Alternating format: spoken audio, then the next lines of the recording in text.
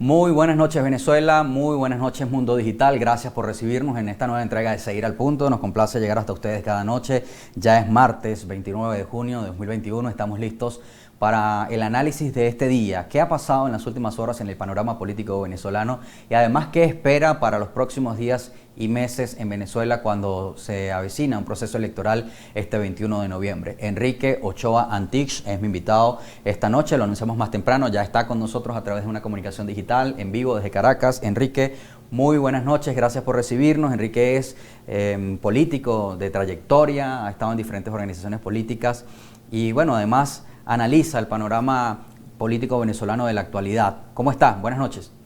Bueno, muy contento de estar en este espacio y déjame comenzar por felicitarte el esfuerzo que están haciendo, porque yo sé lo que significa levantar un tinglado como este en términos de comunicación, pero bueno, yo levantaba tinglados políticos y partidistas y sé lo difícil que es, así que te felicito por todo este esfuerzo que están haciendo.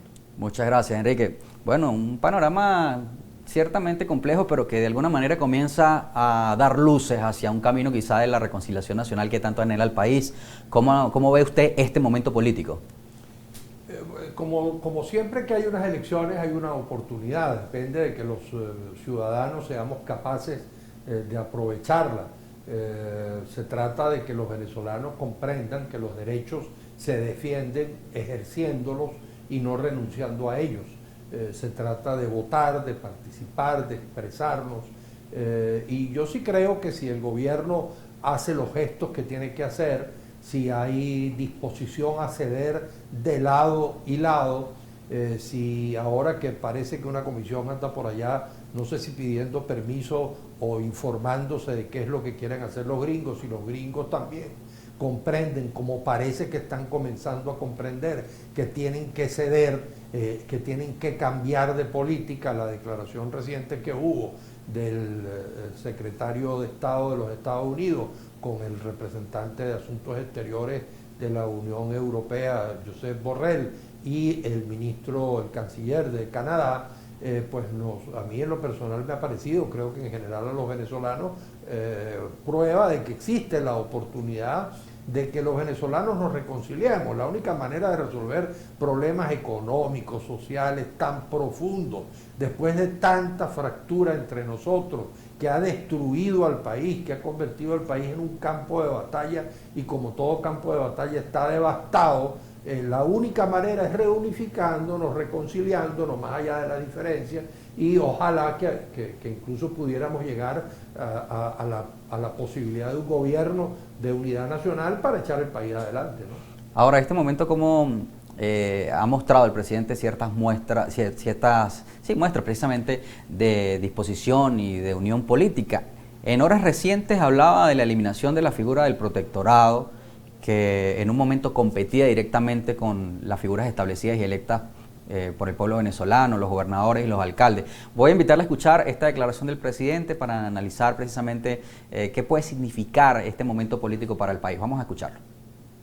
Se acaban los protectores y las protectoras por estado y municipio para que gobierne el que gane, gobierne y punto. Bueno, vamos a ver cómo les va. Bueno, ahí está la declaración del presidente, fíjese, bien controversial. Dice, vamos a ver cómo les va, que gobierne el que gane. ¿Cuál es su postura? Me parece muy positiva esa decisión que ha tomado el gobierno, por supuesto. Uno quisiera escuchar una rectificación más profunda. Esa figura de los protectores fue una figura absolutamente inconstitucional.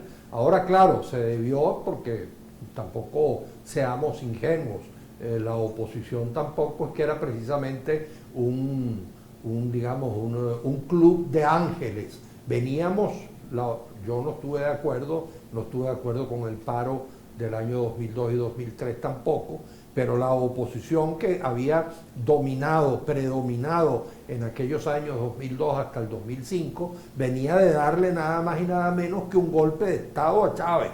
Y entonces, bueno, eso exaltó a los sectores más extremistas del chavismo, más radicales, que pensaron que la forma era copar el poder de una manera absoluta. Y entonces se les ocurrió esta figura infame, que es que cada vez que la oposición ganaba una gobernación, entonces se creaba un procónsul, ese protector que tenía incluso más atribuciones que el propio gobernador. Eso resultó una experiencia muy lamentable. Y hay entre todas aquellas experiencias hay una que a mí en lo personal me duele muy especialmente, porque yo fui de quienes por allá a finales de los años 90 propuso quizás por primera vez en Venezuela la figura del distrito metropolitano. Yo fui candidato a la alcaldía del municipio Libertador y una de mis propuestas en ese momento frente a Ledesma y frente a Aristóbulo era justamente la creación del distrito metropolitano de Caracas para unificar todos los servicios que están distribuidos a lo largo de la ciudad. Bueno, precisamente por esta idea de quitarle el poder a quien de la oposición lo ganara, entonces decidieron quitarle todo el poder a la alcaldía metropolitana y la destruyeron para perjuicio de todos los caraqueños. De modo que a mí me parece positivo que haya esta decisión por parte del gobierno. Ojalá que efectivamente se cumpla,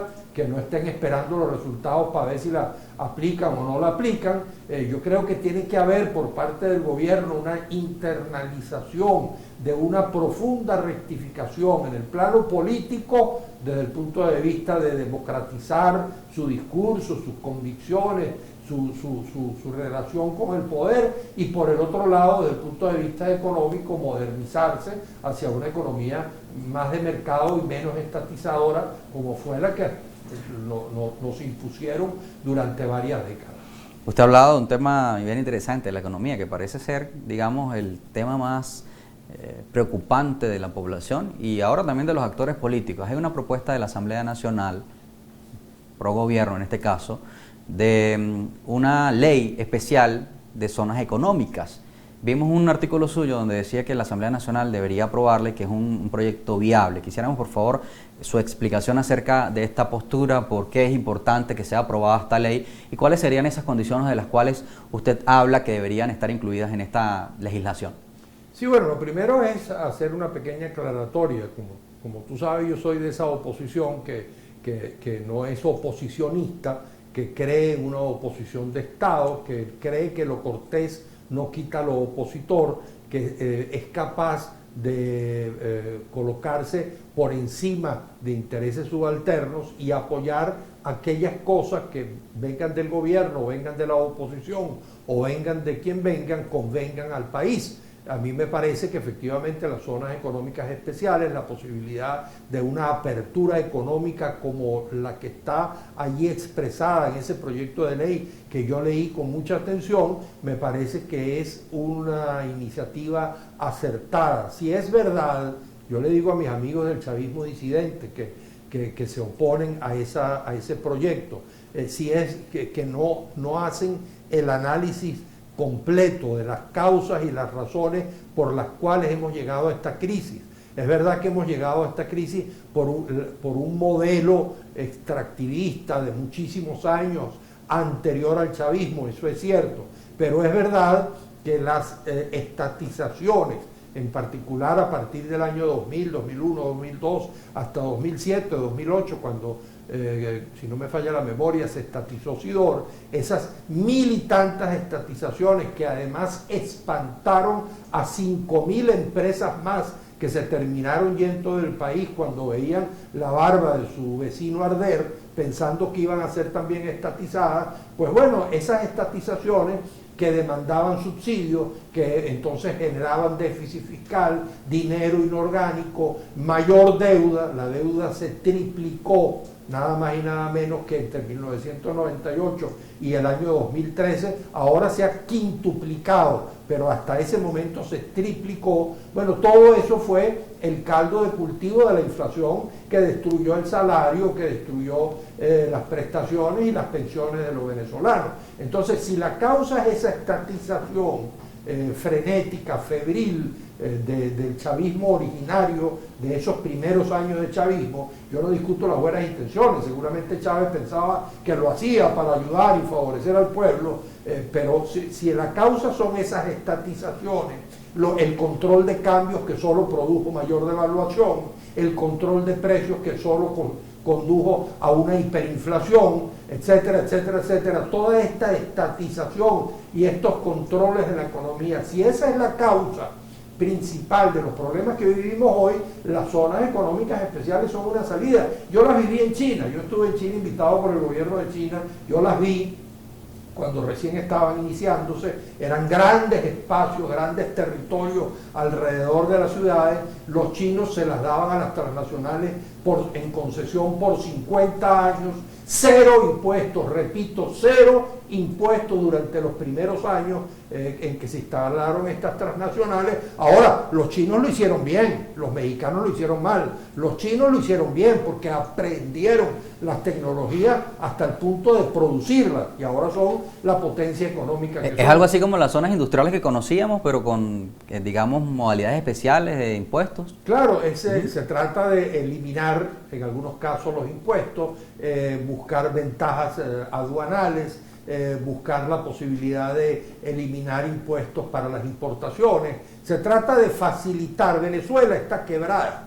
El estatismo justamente y el populismo de tantos y tantos años dilapidando en miles de empresas que eran un desaguadero de los dineros públicos, hizo que Venezuela quebrara. Ahí está el ejemplo de Sidón, que a mí me parece que es uno de los más emblemáticos. Cuando Teodoro la privatizó, se le entregó incluso a los trabajadores el 20% de las acciones, que es algo que yo propongo que se considere a la hora de estas empresas en las zonas económicas especiales. La posibilidad de que los trabajadores tengan paquetes accionarios, que haya una modalidad de cogestión en estas empresas, pero en todo caso, cuando se privatizó esa empresa comenzó a dar ganancias y en el año 2008 decidió estatizarse, se le quitó a los trabajadores el 20% de sus acciones, dejaron de ganar dividendos, la nómina subió de 20.000 a 70.000 empleados que ahora ganan sueldos de miseria, la empresa dejó de producir y ahora el Estado tiene que entregarle a una empresa que era productiva 350 millones de dólares todos los años para que medio sobreviva. Entonces, bueno, ese modelo es el que hizo crisis. El gobierno en la exposición de motivos de la ley de las zonas económicas especiales le echa toda la culpa a las sanciones. Eso no es verdad. Es decir, aquí la crisis económica comenzó en el año 2007 cuando toda la producción agrícola e industrial del país se vino a pique. Todas esas empresas estatizadas, un Estado que quería producir café, leche, azúcar, celulares, bicicletas, cloro, cereales, cementos, acero, etcétera. Bueno, esas empresas hicieron que la producción venezolana se viniera a pique a partir del año 2007, 12 años antes de las sanciones o 10 años antes de las sanciones. De modo que es verdad, esa exposición de motivos no es correcta, pero bueno, pero ahí está la ley y lo más importante es el articulado de la ley. Habría que buscar una negociación para que la oposición pueda acordarse con el gobierno para que hayan algunas reformas en la ley. Yo, por ejemplo, creo que hay que hacer explícito el respeto a la jurisdicción nacional, aunque haya la posibilidad de dirimir en instancias internacionales al final algunos desacuerdos. Creo que debe establecerse el respeto a los derechos laborales de los trabajadores, el respeto al medio ambiente, que lo dice la ley, por cierto. De modo que, en general, yo creo que la idea general, más allá de que se discuta con detalle la ley, más allá de que se discutan los convenios, cada uno de los convenios para estos proyectos empresariales, industriales que se instalen en estas zonas económicas especiales tiene que ser discutido. Ojalá que la Asamblea Nacional pueda discutir también los convenios, no solamente la ley, pueda revisar los convenios, pero en general la idea de las zonas económicas especiales a mí me parece que va por buen camino y más allá de uno ser opositor al gobierno y de uno querer que el gobierno cambie y que haya otro gobierno en el país, uno tiene que desear que eso eso se lleve a feliz término, porque es para beneficio de todos los venezolanos. Ahora, ¿usted cree que esto es disposición del gobierno, hay voluntad política o sencillamente no ha tenido escapatorias, no ha tenido otra opción? Bueno, yo creo que hay una combinación. Yo creo que efectivamente la realidad es muy terca. Ellos quisieron imponerle a troche y moche a la realidad sus conceptos medio comunistas que los cubanos además les inoculaban a cada rato cuando digamos influían políticamente sobre ellos. Ya hasta los cubanos están revisando su modelo gracias a la experiencia china, pero en todo caso claro que tiene que ver con que tienen el agua al cuello. Si el petróleo estuviera a $100, seguramente seguiríamos, y no existiesen las sanciones, seguramente seguiríamos viviendo ese mundo de ilusiones que vivió en una época el puntofijismo, porque también el puntofijismo vivió eso, creyó que podían vivir del petróleo sin producir fuentes alternas de creación de riqueza. Y también ahora lo hemos vivido con el chavismo. Se repartió y se repartió. Yo no discuto las buenas intenciones de Chávez, seguramente él creía que lo hacía para ayudar al pueblo, pero repartió y repartió y repartió sin crear fuentes alternativas de riqueza, y cuando el petróleo se vino abajo, todo el castillo de naipes se vino abajo. Entonces, claro, es verdad que en parte están con el agua al cuello, pero yo también creo y quisiera creer y quiero tener la confianza. Yo conozco a muchos de ellos, soy amigo de muchos de ellos, me escribo con muchos de ellos, les envío mis artículos, les envío mis declaraciones. Quisiera creer que en una parte del chavismo, en particular del que está en el gobierno,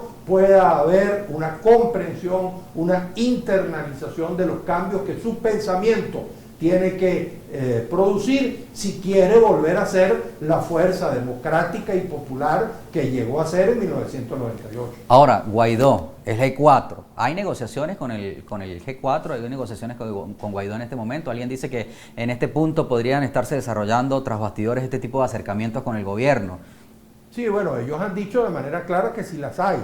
El propio Freddy Guevara, entiendo yo, que ha sido designado para que esas negociaciones se lleven a cabo. A mí no me parece correcto lo que propuso en un determinado momento Maduro, de que esas negociaciones fuesen a micrófono abierto, con presencia de los medios de comunicación. Hay cosas que no se deben saber, ¿no? Claro. No tanto que no se deben saber, sino que el proceso a través del cual se llevan a cabo tiene que ser reservado, porque no hay nada peor que una negociación entre dos personas que cuando habla cada uno le está hablando el tercero, le está hablando a las gradas, está buscando el aplauso de las gradas.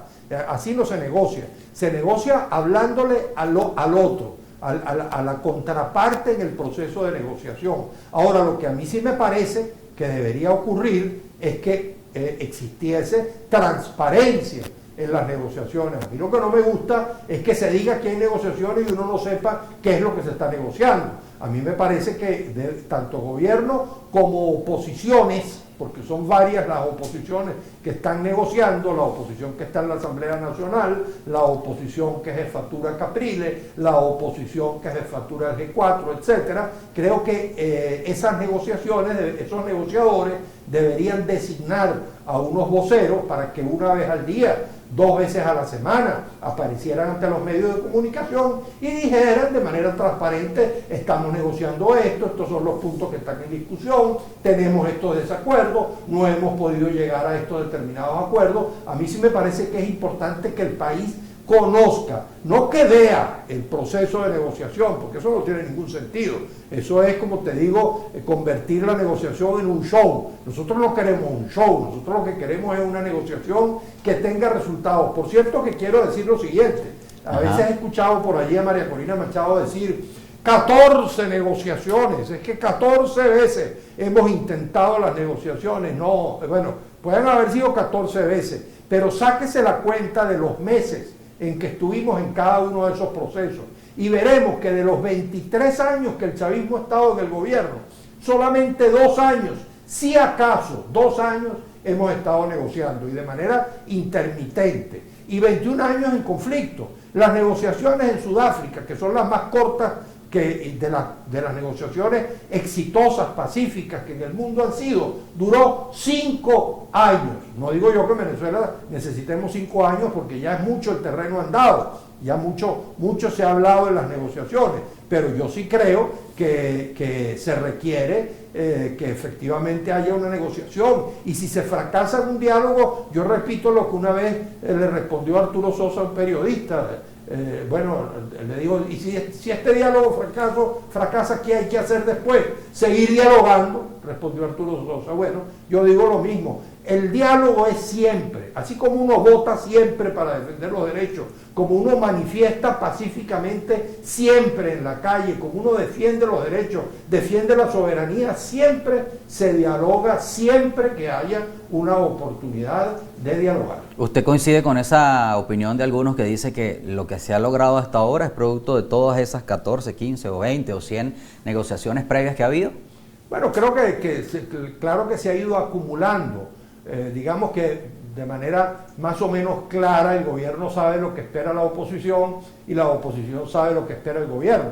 Eso ya pareciera que es bastante claro, que no necesitan ahondar mucho más en qué es lo que cada uno de los dos quiere. Ahora, necesitan tener un poquito de imaginación. Yo diría que deberían buscarse a terceros que puedan presentar, bueno, los terceros, algunos dicen que son los noruegos, pero terceros incluso venezolanos, gente que aunque tenga su corazón un poco chavista o tenga su corazón un poco opositor, puedan ser un poquito más neutrales en medio de esta confrontación para ayudar a que cada uno de los dos sectores pueda ceder. Ahora, yo a los que son escépticos con la negociación, yo les digo que Mandela fue capaz de sentarse a negociar con unos racistas que habían masacrado en una tarde 566 niños, muchachos de 14, 15, 16 años que salieron a manifestar en Soweto, allá en los años 60, 70.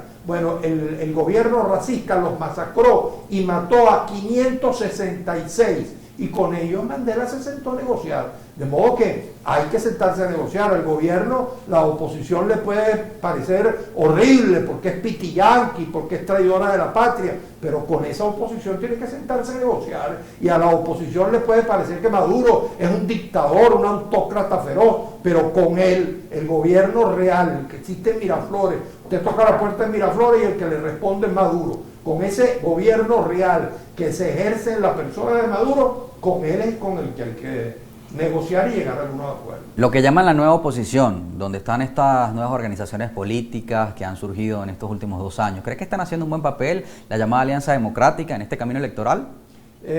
Muchas veces he conversado con ellos y les he expresado mi crítica de que siento que no hacen ruido. Cuando nosotros éramos diputados de una pequeña izquierda frente a Deiko Pey, que representaban el 80-90% del electorado nacional, y teníamos 10, 15 diputados en la izquierda en el viejo Congreso, hacíamos muchísimo ruido, denunciábamos, aparecíamos, hacíamos propuestas, había propuestas de leyes, etcétera. A veces yo siento que a la fracción opositora en la Asamblea Nacional le hace falta hacer más ruido, y además me parece que son demasiados partidos. Y yo cada vez que alguien me propone que fundemos un partido, mucha gente se me acerca y me llaman del interior, y un amigo mío de Mérida, y después otro de por allá de Aragua, y después me llama alguien de Sucre, y me dice, vamos a fundar un partido contigo y tal. Y yo le digo, no, vale, que vamos a estar fundando un partido. Lo que hay que hacer es tratar de nuclear a varios de los partidos, construir una alternativa y un ejemplo que yo en lo personal, Gustavo Márquez conmigo, le hicimos una proposición a esos partidos que tú señalas, que es el modelo del Frente Amplio Uruguayo. Son un Frente Amplio, son una alianza, pero al mismo tiempo son un partido. Incluso les presentamos los estatutos del Frente Amplio Uruguayo. Venezuela no necesita tener un partido en el gobierno y 1000 partidos en la oposición. Me dicen que hay 26 candidatos para la alcaldía de Libertador. Imagínate tú cómo se puede ganar así. Encima de la división que tenemos entre abstencionistas y participacionistas, entonces los que deciden participar van divididos. Entonces así es muy difícil. Es decir, yo les reclamaría que se pusieran de acuerdo, no solamente los candidatos, que ojalá que se pudieran nuclear quizás en dos partidos, uno de centro izquierda y uno de centro derecha, y frente al gobierno que es de izquierda radical, presentar una opción que sea de centro, como una alternativa creíble y confiable para todos los venezolanos. Ahora, este intento de la oposición de unificar fuerzas de la llamada Alianza Democrática podría considerarse como lo que fue en algún momento la Mesa de la Unidad Democrática, de la cual usted también formó parte, buscar unificar la fuerza para tener candidatos únicos y enfrentarse al gobierno, o hasta este momento no se parece? La experiencia es quizás un poco distinta, ¿no? Yo, por cierto, quiero recordar que cuando en el año 2007, después de haber participado, cuando rectificamos los errores del golpe de Estado del 11 de abril, del paro cívico del 2002 y 2003, superamos la derrota del revocatorio del 2004, rectificamos el error de la abstención del año 2005 que le regaló todas las instituciones al gobierno y decidimos en el 2006 participar electoralmente. En ese momento estábamos divididos. Acción Democrática estaba por su cuenta en la abstención, María Corina con la abstención, Ledesma con la abstención, Un Nuevo Tiempo y Primero Justicia, que eran los dos primeros partidos de la oposición, participaron en las elecciones del 2006, perdimos, yo formaba parte de ese esfuerzo, obtuvimos el 37% de los votos, reconocimos la derrota, lo que el chavismo, por cierto, no le gusta mucho recordar, reconocimos la derrota y fuimos al referendo de la Constitución, de la reforma de la Constitución del 2007. Y aún estando dividida esa oposición, se le ganó al más poderoso Chávez, el que tenía 60-70% de popularidad, que tenía el petróleo $87, que tenía todo el poder, y se le ganó ese referendo de la Constitución del año 2007, y aún con la oposición dividida. Y ahí, a partir de allí, se construyó la MUD, pero la MUD tenía unas políticas claras. Yo creo que poner de acuerdo al que quiere votar y al que quiere abstenerse, eso no es posible. Poner de acuerdo al que está en contra de las sanciones y al que sale corriendo por el mundo a pedir que sancionen a Venezuela, eso no es posible. Poner de acuerdo al que quiere una protesta pacífica y al que quiere una protesta violenta, eso tampoco es posible. Al que quiere dialogar y al que no quiere dialogar, eso no es posible. Pero todos los que quieren participar de la ruta democrática, constitucional, electoral, que es voto siempre, diálogo siempre, protesta solo pacífica y defensa de la soberanía, todos ellos deberían tener una experiencia parecida a lo que fue la MUD. Yo siempre destaco mucho el ejemplo, el testimonio de inteligencia política que tuvo Ramón Guillermo Aveledo, que con mucha paciencia logró articular esa unidad que fue la MUD y que finalmente tuvo el éxito, porque a partir de allí lo único que hubo fue éxito. En el 2008-2009 se ganaron las principales gobernaciones y alcaldías del país, en el 2010 se obtuvo más votos que el PSV y en el 2015 se ganó la Asamblea Nacional. Y entonces después a la oposición se le ocurrió la genial idea de salirse de esa ruta electoral e irse por esta ruta que nos ha traído a esta situación en la que estamos actualmente. Ahora, el papel de la Asamblea Nacional en este momento es muy cuestionado. Algunos dicen, bueno, hay tantos problemas serios en el país como el tema económico, el salario de los venezolanos. Sabemos que se están trabajando en algunas leyes económicas. Sin embargo, veíamos hace un par de días que se viralizaba cuando el Parlamento aprobaba algo así como que el Día Nacional del Rock. Y fue muy controversial porque decía, bueno, no es que la cultura no sea importante para el país, pero en este momento hay prioridades. ¿Cómo evalúa el papel de la Asamblea hasta este punto, luego de casi 7 meses de ejercicio?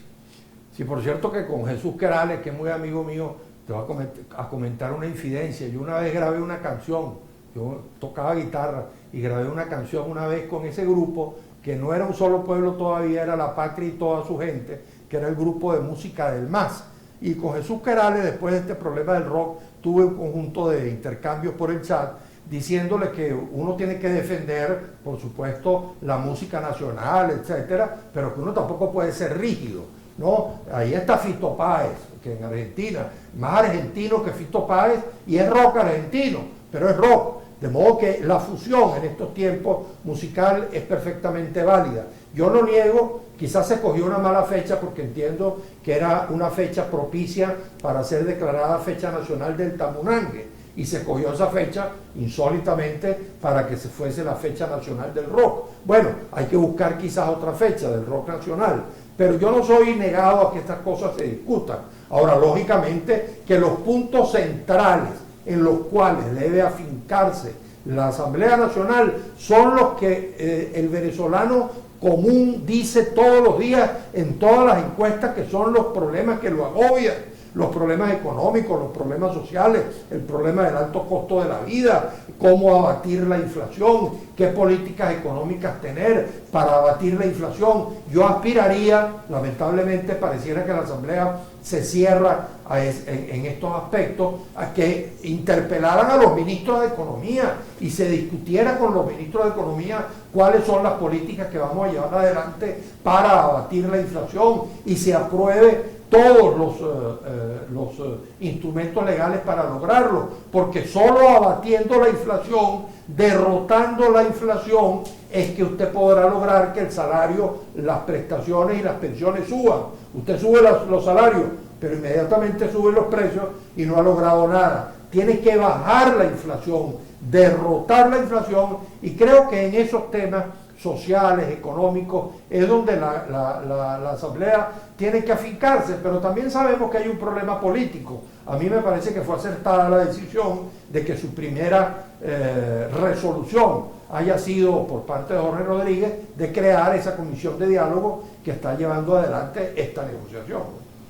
¿Y el Consejo Nacional Electoral, cómo lo evalúa? Los perfiles de los rectores. ¿Está equilibrado? Alguien dice que es potable. ¿Qué significa este término? Sí, yo lo evalúo positivamente, ¿no? Como lo dijo Vicente Díaz, es el mejor posiblemente que hemos tenido en 23 años. A Calzadilla, él podrá ser chavista o no, yo lo conozco desde los tiempos, vamos a decir, juveniles. Sé que es de esa vieja izquierda honorable, sé que Calzadilla jamás se va a prestar para ningún tipo de truco en materia electoral. Además, por cierto, no es en el CNE donde se resuelven esos asuntos, es en las mesas electorales. Y además ha estado más que demostrado que el sistema electoral venezolano, contando el 52% de las boletas, contrastándola con las máquinas y demostrando que el error es casi cero, por no decir que es cero, que no hay ningún error entre las boletas manuales en las cajas y el resultado de las máquinas, creo que es más que evidente que eso demuestra que en el CNE no se produce ningún tipo digamos, de trampa. No es que se trucan los votos en el CNE, como alguna vez llegó a pensar alguna oposición que hablaba de que había un cable submarino entre la oficina de Tibisay y Lucena y Fidel Castro en La Habana, que era quienes entonces decidían cuáles eran los resultados electorales. Nada de eso es verdad. El CNE creo que tiene por delante una tarea importante. Creo que el hecho de que Enrique Márquez sea vicepresidente del CNE y que ahí esté Roberto Picón, que hasta preso político del gobierno fue, creo que son testimonios positivos que demuestran que el CNE, ojalá que cumpla esa labor, puede lograr que regrese la confianza en el voto que tanto necesitamos los venezolanos. Este reciente domingo hubo un proceso electoral, bueno, un proceso interno de medición del Partido Socialista Unido de Venezuela, que es la principal fuerza política del país, pero vimos algunos episodios bien interesantes. Algunos candidatos denunciaron que había irregularidades, ventajismo, incluso se cayeron a golpe. No sé si tuvo la oportunidad de ver en algunos puntos miembros del partido de gobierno. Una alcaldesa aquí mismo en el estado Miranda gritaba y amedrentaba a sus seguidores porque no la habían postulado. Parece que había una lucha muy ruda del poder allí para ser postulados en el PSUV. ¿Cómo evalúa esta jornada reciente del domingo? Y bueno, además que viene el proceso siguiente para agosto, ¿no?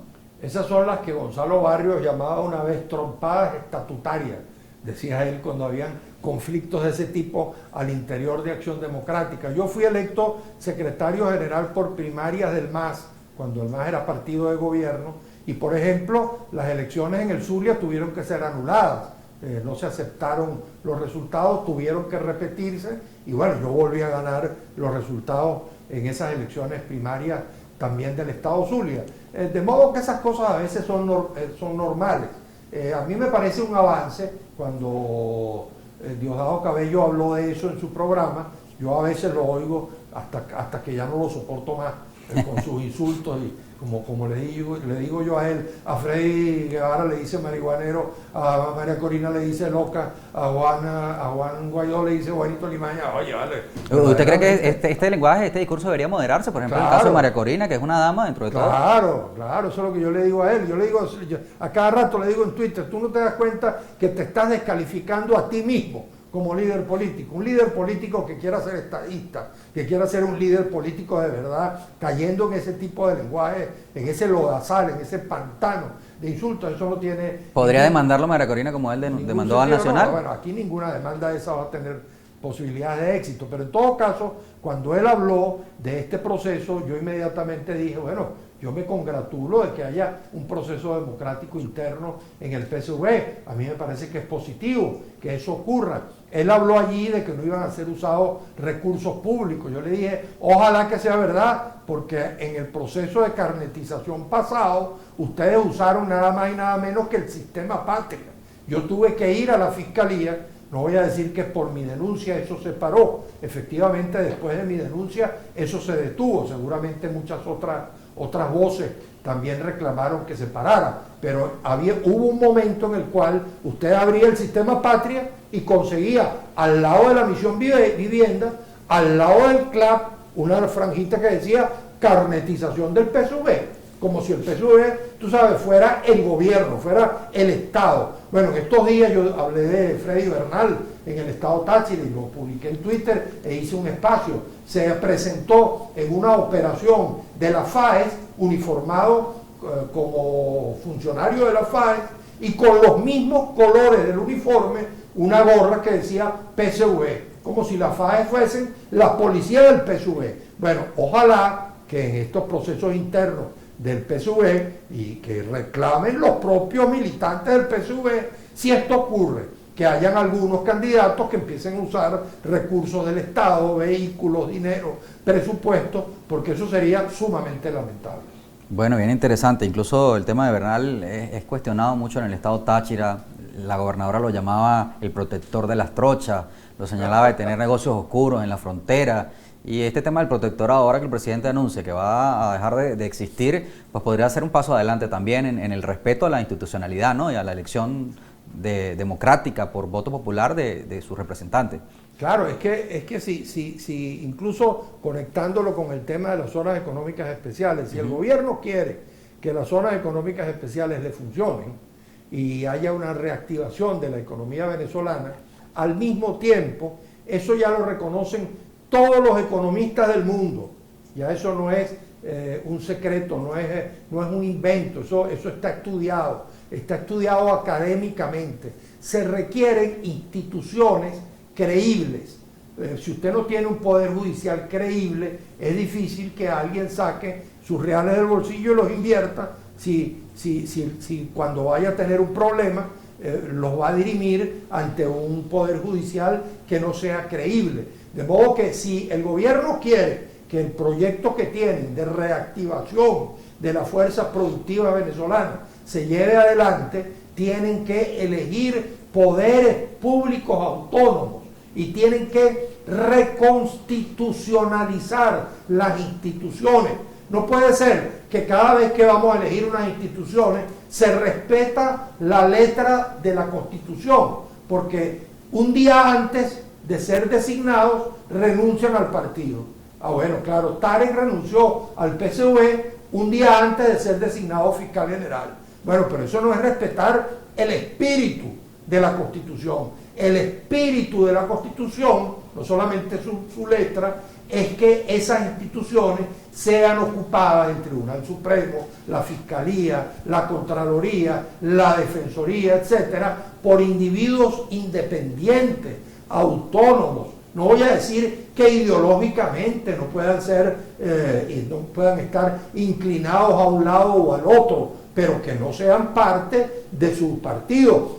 ¿Cómo es eso de que Elvis Amoroso, que hasta un día antes de ser designado Contralor era militante del PSV, cómo es que va a ser el que controla cómo se gastan los reales en el gobierno? Eso no le conviene ni siquiera al gobierno. El propio Maduro lo dijo en algún momento y habló de que era necesario que la Asamblea Nacional ejerciera su papel e interpelara a los ministros. Dijo que estaban a las órdenes los ministros para poder ser interpelados, pero apenas Luis Augusto Romero, diputado de Avanzada Progresista, propuso que la ministra de Relaciones Interiores fuese interpelada por las balaceras en los barrios, el PSV negó la interpelación. De modo que termino diciendo que para que la política económica tenga éxito es necesario reinstitucionalizar los poderes públicos venezolanos.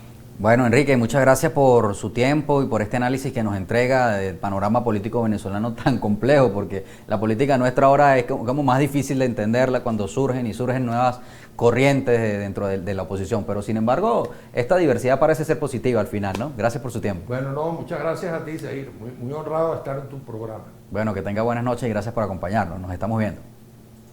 Termina entonces la entrevista con Enrique Ochoa Antich, quien, bueno, nos ayuda a entender un poco esta compleja realidad política venezolana, qué pasará en los próximos meses, además a puertas de un proceso electoral convocado para este 21 de noviembre. El reto de las organizaciones políticas que participan en este caso es convencer al electorado de hacerlo, de ir a las urnas y que el voto vuelva a ser la herramienta que fortalece la democracia de todo país y en este caso de Venezuela. Con esto terminamos. No olvide enviarnos sus comentarios. Gracias por su sintonía, por su tiempo, por preferirnos y nos estamos viendo durante la semana con más invitados. Sigan disfrutando de la noche.